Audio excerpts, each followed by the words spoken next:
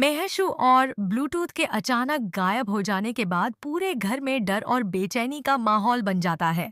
लेकिन इस बार मामला सिर्फ एक साधारण किडनैपिंग का नहीं, बल्कि कई साल पुराने ऐसे रहस्य से जुड़ा होता है जिसे दादा भाई ने हमेशा सबसे छिपा कर रखा था।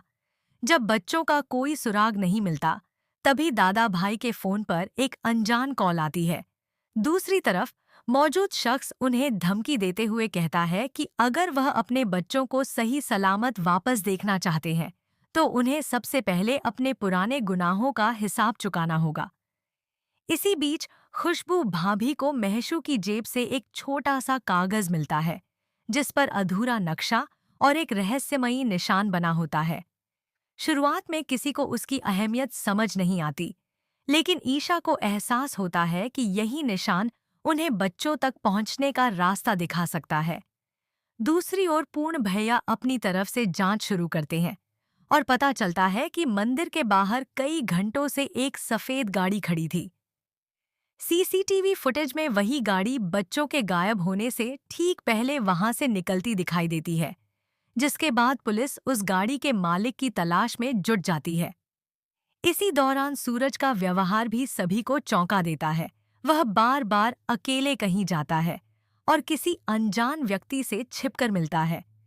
ईशा को उस पर शक होने लगता है कि कहीं वह इस पूरे खेल के बारे में पहले से कुछ जानता तो नहीं। लेकिन सूरज सच्चाई बताने के बजाय सिर्फ इतना कहता है कि अगर अभी सब कुछ सामने आ गया, तो महशू और ब्लूटूथ की जान खतरे में पड़ सकती है। उधर दादा भाई बिना किसी को बताए उस जगह पहुंच जाते हैं जहां उन्हें बुलाया गया था। वहां उनका सामना एक ऐसे शख्स से होता है जिसे देखकर उनके पैरों तले जमीन खिसक जाती है। वह व्यक्ति दावा करता है कि उसकी दुश्मनी दादा भाई से नहीं बल्कि उनके अतीत से है और अब उसकी कीमत पूरा परिवार चुकाएगा। अब सबसे बड़ा सवाल यही है कि क्या दादा भाई अपने पुराने राज्य का पर्दाफाश करेंगे? क्या ईशा और सूरज मिलकर महशू और ब्लूटूथ को सही समय पर ढूंढ पाएंगे, या फिर दुश्मन की अगली चाल पूरे परिवार की जिंदगी हमेशा के लिए बदल देगी?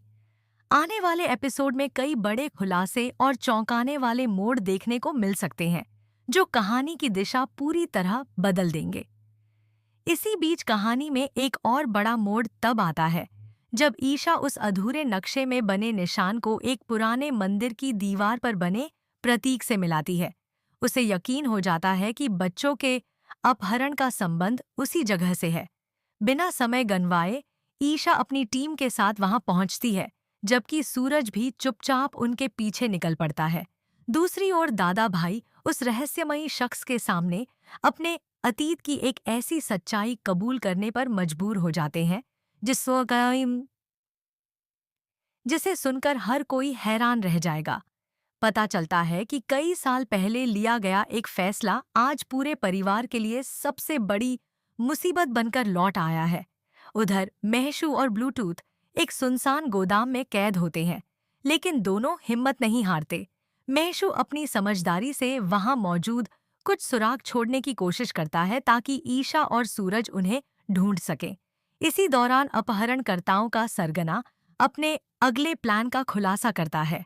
उसका मकसद सिर्फ बदला लेना नहीं, बल्कि दादा भाई की सच्चाई पूरे शहर के सामने लाकर उनकी इज्जत मिट्टी में मिलाना भी है। जैसे जैसे समय बीतता है, बच्चों की जान का खतरा बढ़ता जाता है और परिवार के हर सदस्य पर भावनात्मक दबाव भी बढ़ने लगता है। अब आने वाले एपिसोड में जब ईशा और सूरज उस ठिकाने तक पहुंचेंगे, तो उनके सामने कई खतरनाक चुनौतियां खड़ी होंगी। सवाल यह है कि क्या दोनों मिलकर महशू और ब्लूटूथ को सुरक्षित बचा पाएंगे? क्या दादा भाई अपने अतीत का पूरा सच परिवार के सामने स्वीकार करेंगे, या फिर दुश्मन की चाल एक और बड़ा हादसा कर देगी? आने वाले एपिसोड में जबरदस्त सस्पेंस, हाई वोल्टेज ड्रामा और कई ऐसे चौंकाने वाले ट्विस्ट देखने को मिल सकते हैं जो कहानी को बिल्कुल नई दिशा दे देंगे। महशू और ब्लूटूथ के अचानक गायब हो जाने के बाद पूरे घर में डर और बेचैनी का माहौल बन जाता है। लेकिन इस बार मामला सिर्फ एक साधारण किडनैपिंग का नहीं, बल्कि कई साल पुराने ऐसे रहस्य से जुड़ा होता है जिसे दादा भाई ने हमेशा सबसे छिपाकर रखा था। जब बच्चों का कोई सुराग नहीं मिलता, तभी दादा भाई के फोन पर एक अनजान कॉल आती है। दूसरी तरफ मौजूद शख्स उन्हें धमकी देते हुए कहता है कि अगर वह अपने बच्चों को सही सलामत वापस देखना चाहते हैं, तो उन्हें सबसे पहले अपने पुराने गुनाहों का हिसाब चुकाना होगा।